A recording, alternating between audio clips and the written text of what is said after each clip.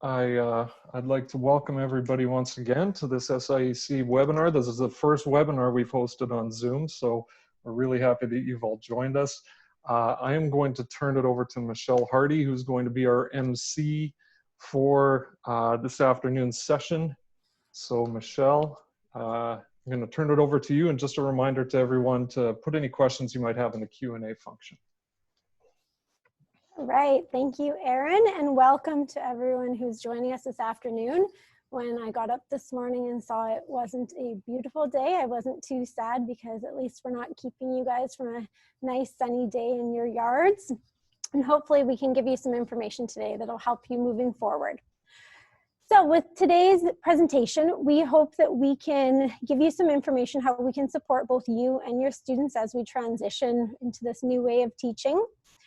We want to help gather resources which you can use for remote learning, gain information about the opportunities that we are presenting for the students that we work with, and learn about some current programming that we are working on. So most of our face-to-face programming has been postponed or canceled, but we do have some other events that we're trying to still host digitally, and we do have some programs that we're hoping that we can still host this summer. So we're going to talk about a virtual spotlight on career, employability, Money Sense, our summer youth internship program, which we are hoping we're able to offer this summer, the Saskatchewan Youth Apprenticeship Program, safety at work, cosmetology, power engineering, as well as our Relevance Magazine.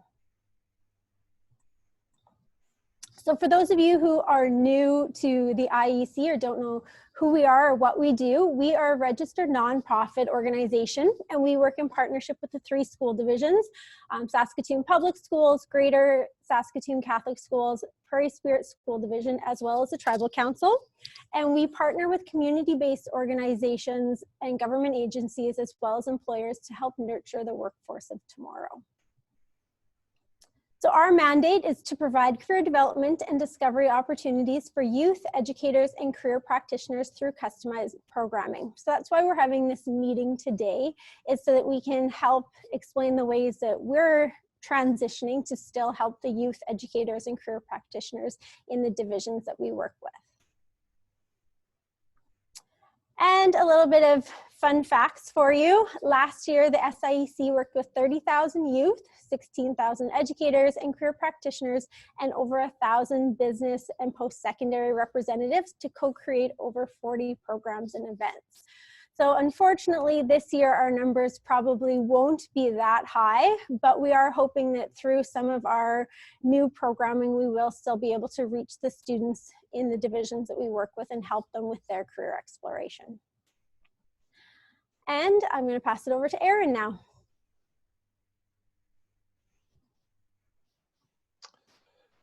Hey, Michelle, could I see that slide one more time? Sorry. No worries. I will also add that this is our first webinar, so thank you to everyone for being patient with us. Yeah, and folks, since this is our first webinar, we wanted to give everyone a little door prize, and this is your door prize, okay? We're giving you a glimpse into what's going on behind the scenes of the IEC right now. I know that lots of you will be interested in this, this opportunity that we're working on. I know that many of the names that I see on the screen right now are people who have participated in Spotlight on Construction before. Usually happens at the end of April or beginning of May. It was supposed to happen tomorrow, I think, right, Meg? Yeah. So instead of doing a live one, we are working with some partners right now to put together a Spotlight on Construction that should happen after the May long weekend. So this is just a little tidbit of information. We're hoping to have some details confirmed in the next week or so, and then we will be sending information out to the school so that you can get an update on this. So this would involve a lot of people in the and organizations in the Saskatchewan construction industry, and we're hoping to have a panel of tradespeople as well, where students and teachers can register and ask questions of these people and learn about opportunities in Saskatchewan. So that's just one of our opportunities that we're excited to share with you. I have got 2 more programs that I would like to talk to you about. And both of these programs basically involve some resources that we have been creating, some very recently and some over the last few months, And these are all resources that are really helpful for remote learning situations. So we hope that you find them helpful as well. So all of these are available on our website. So I'm just going to switch over to there. So Michelle, I'm just going to grab that screen now. There we go. And I just have to find my website. There it is. Okay.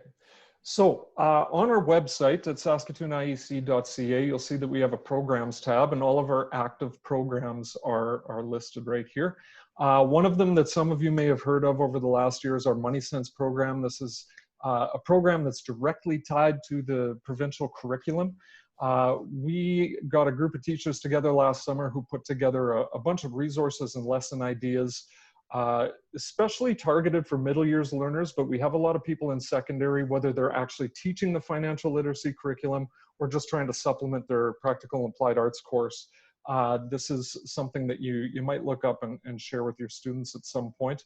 Be good for a project if you're working on something like that in your class. So if I just scroll down on this page, you will see that there are a bunch of the modules, just the ones that have been earmarked for middle years learners. But as most of us would know, these are modules that secondary students will be studying now too, since this is a brand new curriculum. So if I scroll down here, you can see we have all these modules available for you. And you'll see that under each module, there is a teacher guide and a resource. So if I click on teacher guide, it takes me to a Google Drive.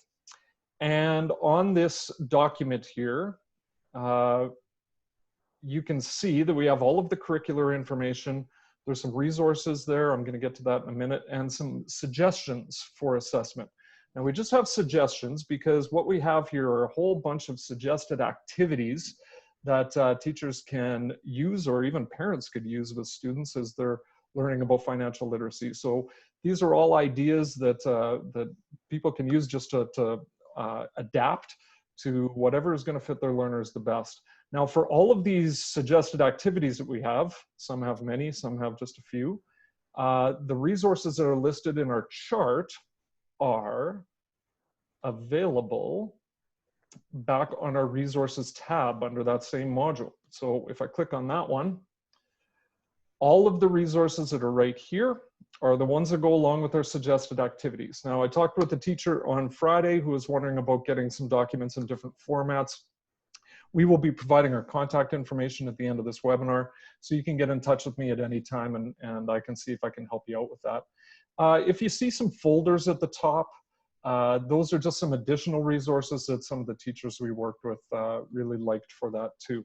Also, I just point out when I scroll to the bottom, we got information about a great program, a national program through the Talk with Our Kids About Money program called the Money Fair.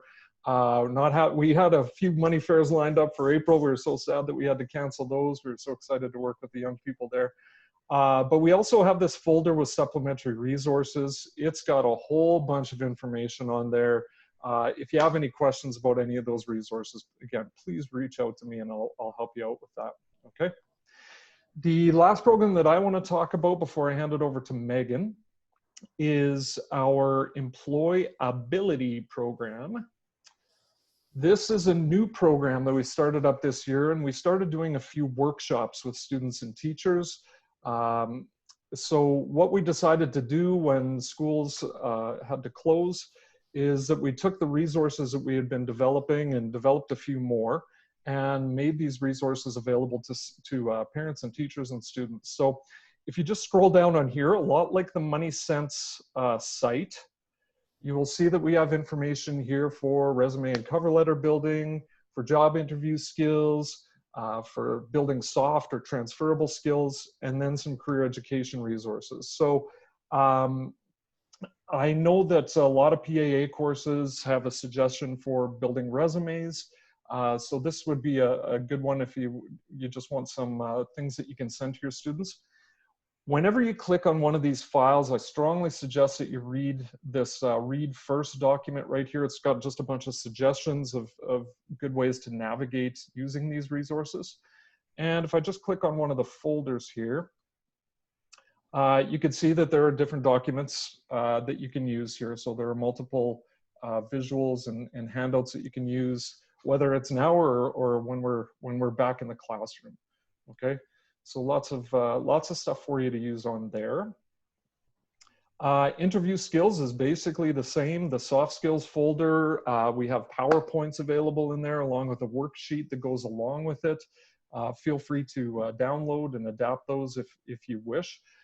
For any of the middle years teachers that we have with us, we also had a request for some career education resources. So we developed, back in March, we developed some resources to go along with the grade 6, 7, and 8 career education piece, okay? So if I just click on the grade 6 one, there's a handout that has a whole bunch of discussion questions and another one that has a whole bunch of activities. So these are activities and discussions that can be done from home, whether a parent is working with the student, or they could, of course, be used in the classroom as well. So that's something that you should definitely click on and check out if you're a middle years teacher who is with us. Okay, so that is our employability program right there. And again, if you have any questions for me about those programs, you could just type into the Q&A function right now, or we will address your questions a little bit later on. Feel free to reach out to me via email. We'll share that contact information at the end. And I think, ladies, we should probably mention that as far as our middle years programs, that about covers it right now. A lot of the stuff we're going to talk about for the rest has a lot to do with our secondary learners, okay? So I'm going to turn it over to Megan, and she's going to go over a few of the other programs with you. Awesome. Thanks, Erin. Okay, so the first one I want to talk about is our Summer Youth Internship Program. And I know there's a few people signed on right now who could probably do my spiel for me, but I'm going to do it again just because, well, I can. So the SYP is a 6-week paid internship program. This year it runs from July 6th to August 14th, and it offers students in grades 11 and 12, sometimes grade 10 if they show some maturity, that they can work in the trades or in the technology sectors for the 6 weeks and really gain some knowledge from working there and decide if they want to go into that career moving forward. This year I had a few questions regarding the program and if it was going to actually move forward due to the situation that we're dealing with. But with my talks I've had with employers in the community, we are going to move forward with the program, which is awesome because I don't want the kids to miss out on this opportunity. The number of positions might be a bit lower this year just because some companies are a little hesitant to take kids, just because the economy is very much up in the air right now. But we do have some fantastic companies we've been working with for years who are very committed to taking our youth. So I highly, highly recommend you still get your students to apply for this program. With this program, the students can also earn high school credits. So for every 100 hours that they work in the summer, they can earn 1 high school apprenticeship credit to a maximum of 4. And I have had students who have busted their tails and worked 400 hours and have earned those 4 high school credits. So it is possible. So they can do that. And we also complete the Saskatchewan Youth Apprenticeship with them so they can get all of those benefits as well, which I'll go into a little bit further down the road. And all of the hours they work in the summer can go towards an apprenticeship if they so choose. So we have kids who have done the summer program, and through the work that they've done and through the SYA, they come out of the program with 700 hours towards their apprenticeship. So it really is a win-win. They get paid, they earn apprenticeship hours. That's kind of my go-to line for the students. So really, if you have any kids interested in the trades, this is a great program for them. I know last year we had 41 positions at the start.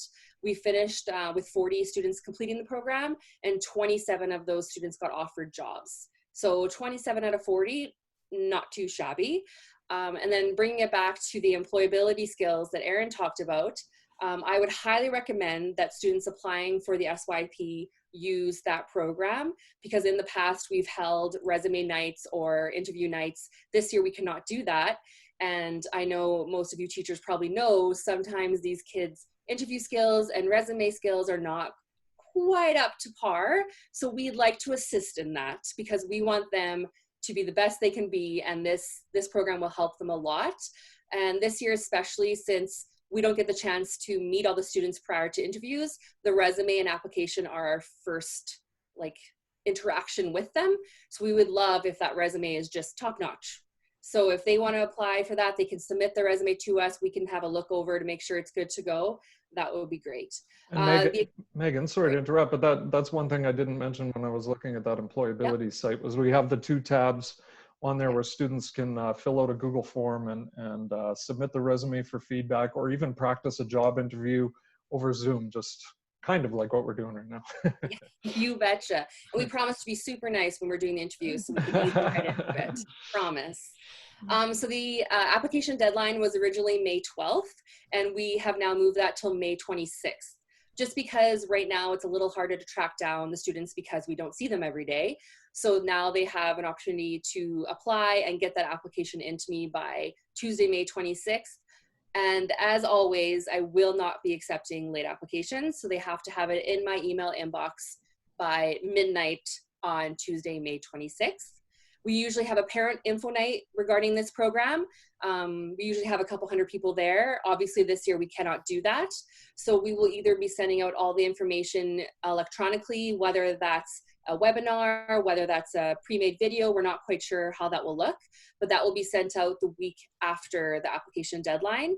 And then for interview schedules, I will schedule students for interviews, and those interviews will happen via video conferencing, or I will send the students to the actual employers, and they will go one by one to make sure they don't overlap, so we don't have any more students than what we need there. And they will do the interviews directly at the employers' offices. So unfortunately, I can't be there to pump up the kids and get them ready for their interviews like we usually do, but I can do that via phone or whatever, but we will make it happen. But interviews will still be going forward, so students will need to prep for those as per usual. And like I said, the employability program is a great prep for that. So take advantage of that. Okay, so we'll move on to the next program. Well, and Meg, we did have a question come up about students who already have summer jobs lined up. Yep.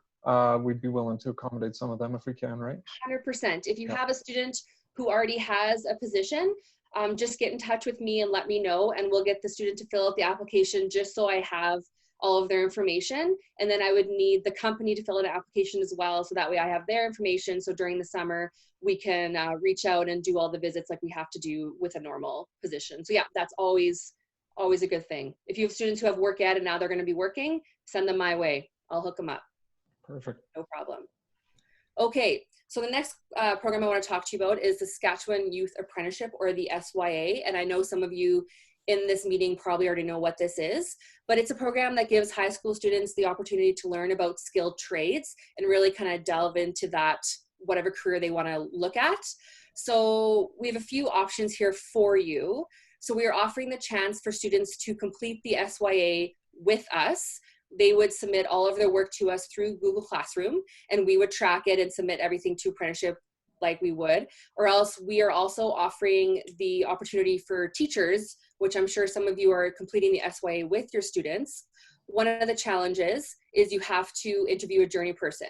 So sometimes students don't have access to a journey person, or they don't have access to a journey person of the trade that they really want to talk about. So we have a Google form on our site that a student can fill it out, and they can tell us what journey person they want to interview, and I can put them in contact with said journey person. It can be done either over video conferencing or the phone or email, it doesn't matter, but we can put them in touch with the journey person that they want. For those of you who aren't doing the SYA in your classrooms, it's very beneficial for students going into the trades, because once they finish the SYA, they earn 300 bonus hours towards any trade of their choice.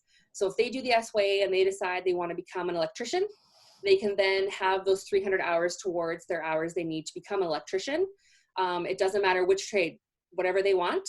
Also, when they get indentured at a place of employment, they usually have to pay $200 in order to be registered, and that registration fee is waived. So I can tell you from an employer standpoint, they like to save that money. And then also their first year of technical training will also be paid for.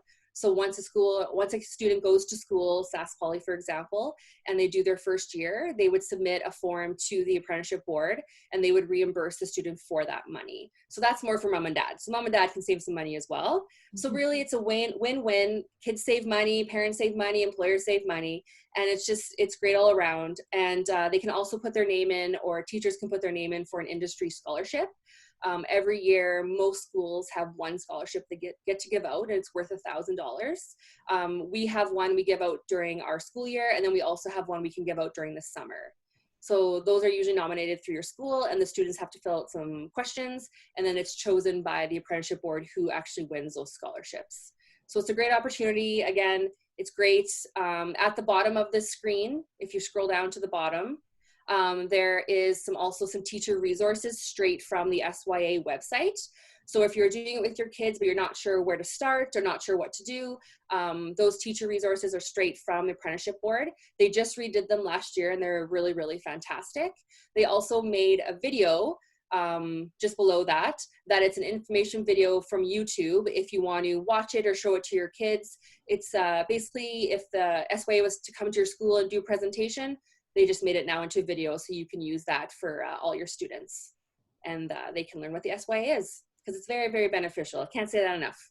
Very good. Okay, and last one I'll talk about is our Safety at Work program.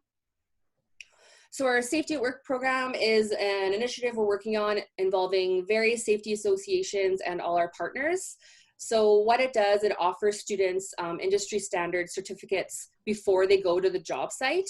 I can tell you from my experience working with employers in the city and surrounding areas, if they have a student who applies for a job who has no safety training, and then they have a student who applies for a job and who has some safety training, they will take that student who has the training. Not only does it save them time because they don't have to send those students for safety training while they're actually working for them, but it also saves them money because they don't have to pay for that student to get said safety training. So it makes the resume look fantastic, and it really gives that student a head start on prepping for whatever career they choose. So we have a list of different courses that are available. Some of you might recognize some of them might be brand new to you. If you don't know what they are or you need more information, just contact me and I'll help you out. A lot of them are based towards the construction industry if you have a look at them, but there are also some that are great for students who are just maybe going to start a job in retail or working at Dollarama, like wherever. There's one on ladders where kind of no matter where you work, you will be on ladders. So that's great for all students. WMIS is needed for almost all places of employment now. So that's a great one to have. We also have Service Best, and that's for students who maybe want to enter into the tourism sector. So if you want to go into retail, work in hospitality, a restaurant, anything like that, Service Best it's basically a standard now for those jobs. So a student would have to have something like that. We are having it where students can only do one course at a time, just because I don't want to start kids on 6 courses at once and they never finish it, because we are trying to track it and covering the cost of all these courses. So students would have to finish one at a time, and once they are done one course, they can reapply for a second course, and then we'll go from there. Teachers as well, if you guys want to take some of these courses yourself just to improve your safety knowledge, you are more than welcome. You could just contact me directly. I would have to get a bit of information from you, and then I could set you up to take these courses as well. Again, free of charge through us. There's also a benefit when a student signs up with this through us. I can track the student's progress through said course. So if you assign a student safety training and you're like, hey, I wonder how they're doing or if they're actually doing it, you can just contact me and I can let you know where they are in that course and give you kind of a step-by-step of how they're progressing through the safety course. So it's a great program. If your student is interested in the SYP, they do have to have Saskatchewan Fall Protection and SCOT training. That is mandatory. So if they are going to apply, I would just tell them now to maybe take advantage and do it prior to the start of the summer. And that way, if they get a job, they can just kind of hop right into the job site and don't have to worry about the safety training. So all of that's available on our website. At the bottom, you can see it says, please click here, and you have to fill out the required information and just ask for the students' information and what courses they want to take, and then I will contact them within probably 2 business days and let them know if they've been approved, and then give them instructions on how to access their courses. Okay, and I think that's it. I'm going to pass it back to Michelle, unless Erin, you had any questions for me? I think, Michelle, did you, yeah. There was a question about the possibility of food safe being offered. That is something that we are looking into right now. The way we typically teach food safe in the province and who we teach it through, we don't have the ability to teach that program online because of copyright. However, I know there are a number of courses. If you do go on the Saskatchewan Health Authority website, they have a file that lists all of the online courses that are recognized within the province. So if you have students wanting to take the course right now, they do cost money. They're anywhere from $20 to about $100 for a course. But if you have a student who is wanting to take one right now, those are options, but it is something that we are looking into because it's something we would like to be able to offer to students in the future. And Megan, we had one more question in the chat section just about how teacher recommendations will happen for SYIP. Yes, I'm just seeing that now. Yep. So how am I wanting teacher recommendations forms? I would still like them filled out like they usually have been. So on our website, on the SYIP page, there is the download for the teacher recommendation form. So if teachers would just fill it out like normal and then scan and email it back. If you don't have access to a scanner for some reason, you can take a picture with your phone and email it to me that way. You can, I guess you could, no, probably don't text it to me. Probably email is the best way. But yeah, just send it to me the regular way. If for some reason it doesn't work, I had a teacher just write out the comment in her email and then put the marking scheme right there just because she couldn't get the form to work on her computer. But yeah, through the form and the computer would be the best option as per usual. Great, thank you. Yeah. Awesome. So we have two other programs that aren't really relevant right now, but because we have this big group together, we thought that we'd take advantage and share these two opportunities with you. Another program we offer every year is called Power Engineering, and this is offered through Prairie South School Division, and they offer the course online, and it's a 20 and a 30 level course that the students can take, and then the students also spend some time at the Queen Elizabeth Power Plant, both in the power station and in the mobile lab, and they do their STEAM time there, which then allows them to challenge the TSASC Class 5 exam to be a power engineer. And so for students, this is a great opportunity to earn 2 high school credits, and it's also a great opportunity for them to have some career exploration in this field and earn some certification that can then get them a job after high school. Students can use this certification to obtain employment, and it also helps them if they are planning on applying to power engineering at Sask Polytech or SIIT after high school. With this program, it is offered through Prairie South, like I said, and we bring it to the students within the 4 divisions we work with. And so students can apply for the program. Each division has agreed to pay for up to 5 students to take the course because it is $500 per semester for the course. So if they do both, it's $1,000 a year. And so the division will pay for up to 5 students. We are not 100% sure what power engineering is going to look like next year because of the possibility that students won't be able to access the job shadow or the mobile lab at the power station. But I did want to bring this program up because it is something we do offer, and there are a lot of times teachers who know of students who would really benefit from a program like this.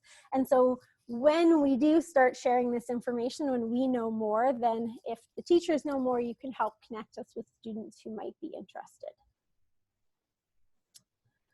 And another course that we piloted this year and we hope to offer again next year is Cosmetology 20, which was a blended learning course. So for this course, we recognize that a lot of schools don't have the capacity to offer a cosmetology course because of facilities and limited class space. And so this year we started this pilot and we had 20 students who enrolled in the class. With the class, it's a combination of both online learning and face-to-face learning. So students will spend about 50 hours doing theory online, and then we have 7 Saturday sessions where the students come to Mount Royal Collegiate and we use their salon space, and they work with a journey person hairstylist, a nail technician, and a professional makeup artist to learn hands-on skills in the industry. With cosmetology, the students do have the opportunity to earn apprenticeship hours because they are working with a journey person. So for students who are wanting to pursue a future career in cosmetology, then this is a benefit to them because they can earn those hours towards their future apprenticeship, and then they also have the opportunity to earn a high school credit.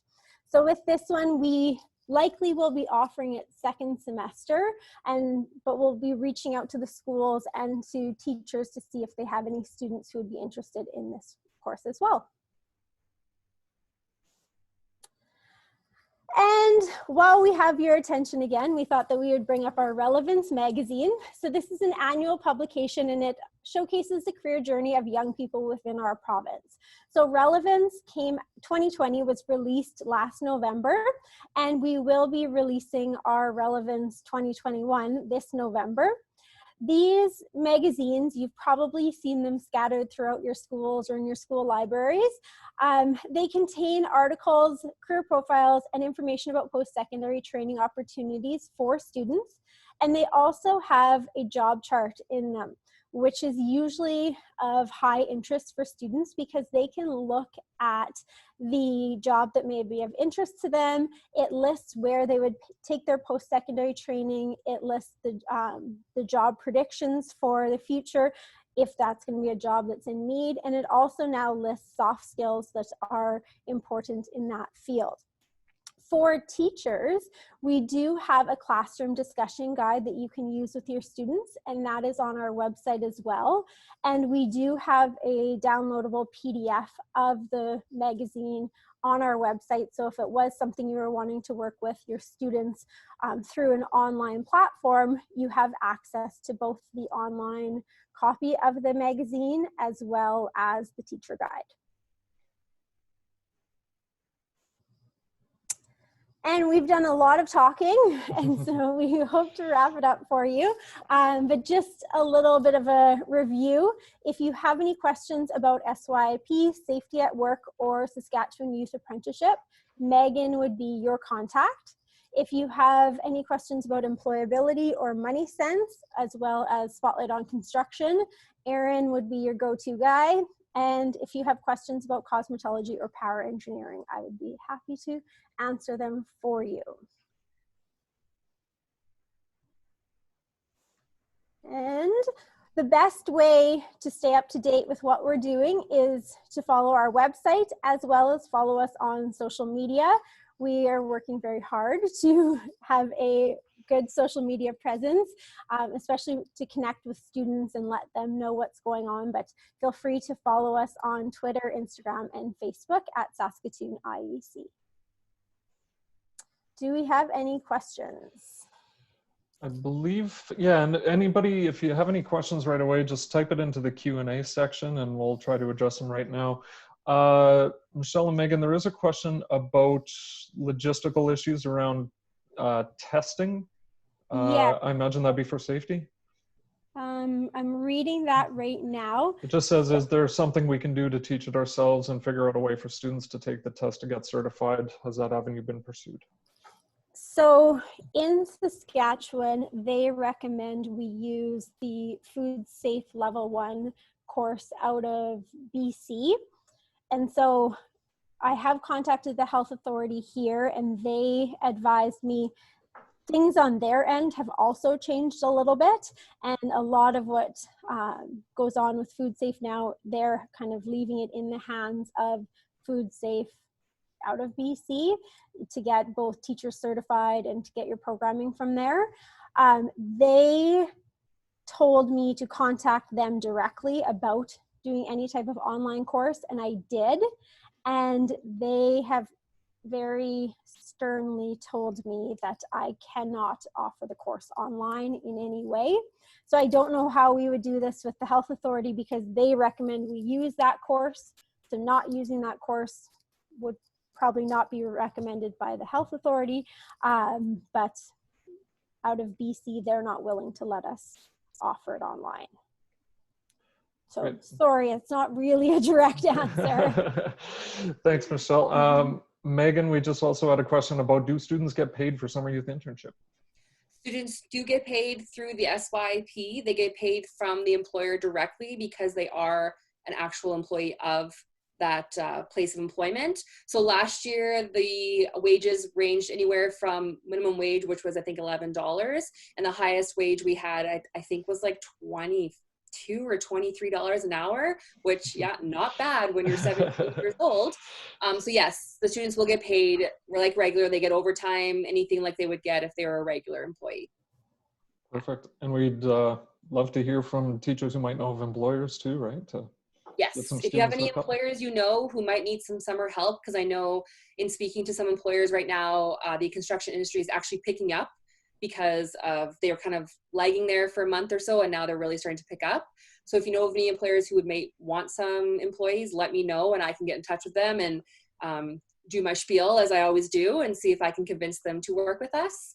And also just regards to the application, everything is still needed like we had before. So 2 teacher recommendation forms and a resume. I had a question about that as well. And all of that is still needed in order to complete an application from a student. Perfect. And just going back to food safe, we've got a message from our executive director, Janet. She said that STEC has food safe, which students can take for $25, and we have a link to that which we can share with anyone who is wanting to recommend an online course for right now for their students. Perfect. All right. Well, I guess if there are no more questions, again, you guys, thank you very much for attending. If there are any questions that you do come up with in the next few days or few weeks, you can always reach out to us and we will do our best to support you and to find an answer. Again, we're really glad that you could join us today. And we hope that not only that you can find some of these programs useful for your students, but that maybe you could share some of the information with your colleagues as well. And we will be glad to support however we can. So thanks very much, everybody.